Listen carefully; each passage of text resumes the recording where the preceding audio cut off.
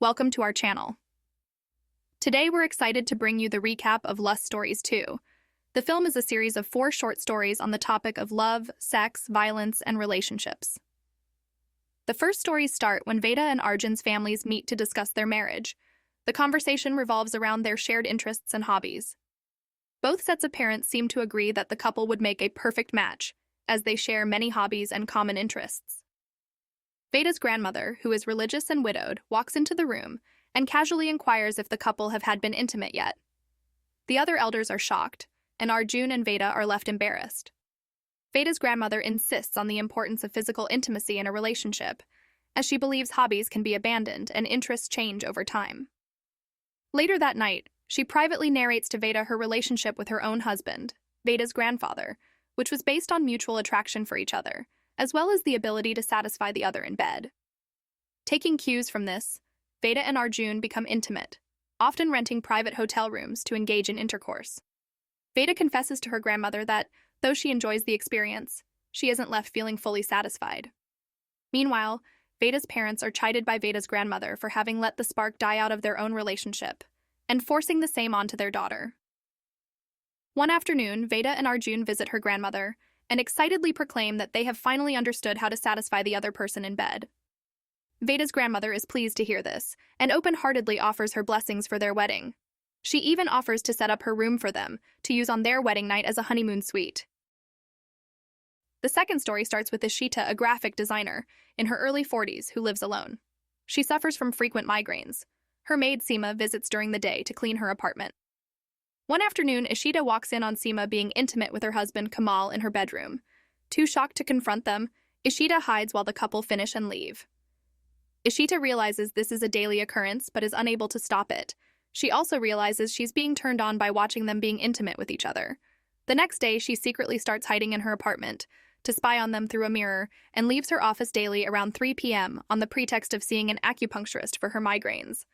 One day, Seema spots Ishita in the same mirror and realizes she is being watched, and realizes she likes the gaze on them. She continues and pretends as if nothing has happened. One afternoon, Ishita accidentally knocks something over due to a house lizard, causing a commotion, and they confront each other.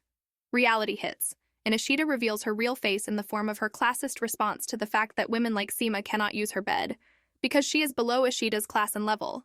The two hurl accusations at each other, and Seema is fired. She struggles to land another job, while Ishita cannot find another maid as rumors about the altercation have spread that she likes seeing couples getting intimate with each other.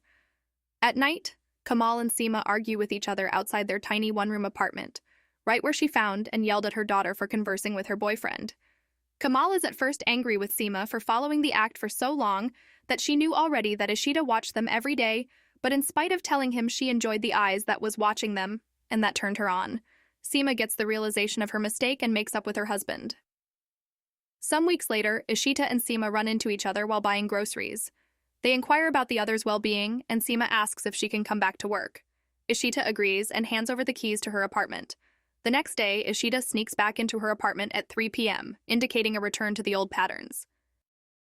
The third story starts with a successful CEO of a company, who is married but has a strained relationship with his wife. Vijay is driving towards a meeting with his girlfriend on one video call, while he has a wife and kids on the other call. It can be implied that Vijay is a womanizer, and there is no way he can stay loyal to any woman. Even though he is married to a millionaire's daughter, he can't seem to be able to control himself from having an extramarital affair. While on call with his girlfriend, Vijay meets with an accident. Unable to start his car or use his phone, he seeks help from the cyclist, and they go to a nearby village.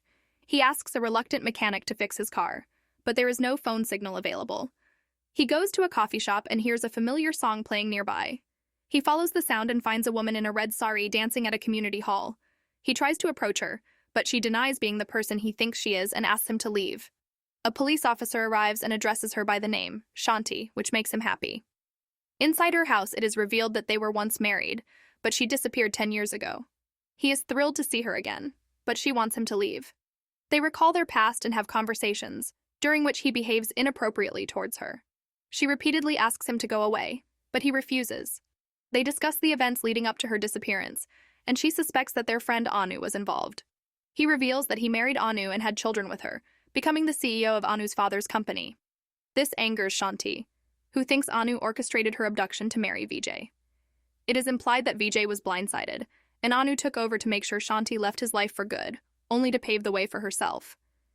Shanti and Vijay finally get physically intimate with each other to relive their past. Shanti mentions the pregnancy test she took before her disappearance.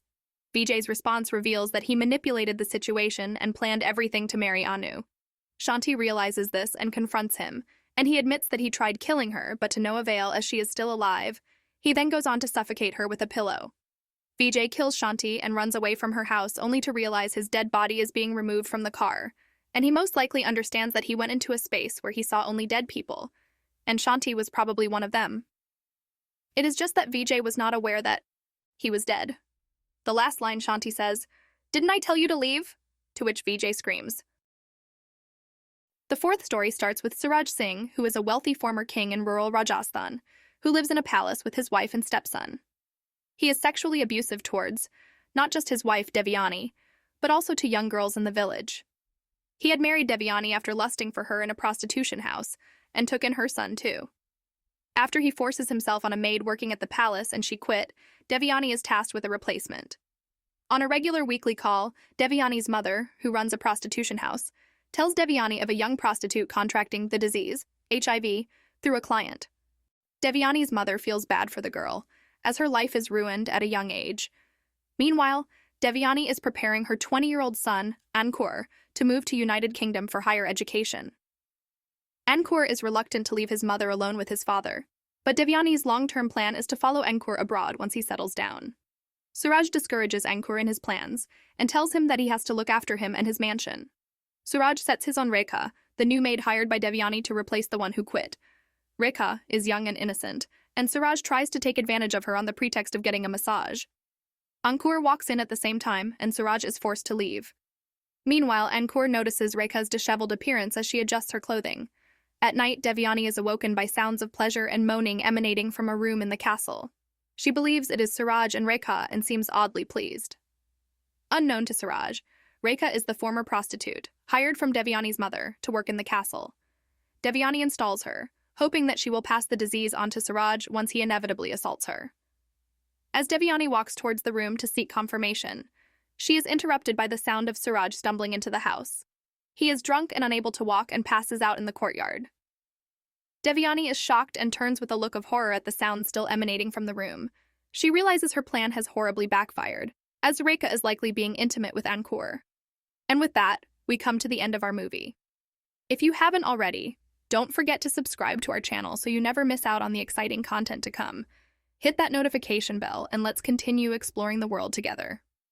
Thank you for watching.